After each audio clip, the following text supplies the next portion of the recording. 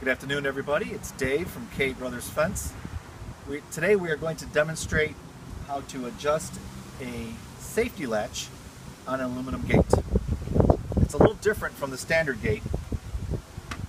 This particular safety latch has two capabilities of adjusting. One is vertically and the other one is horizontally.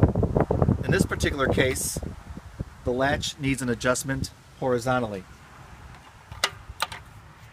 Using a Phillips screwdriver, place your Phillips screwdriver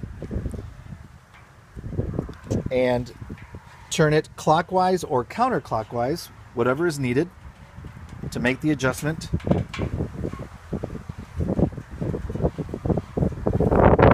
to the desired position.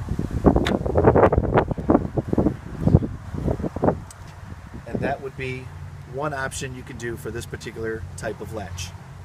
Thank you very much.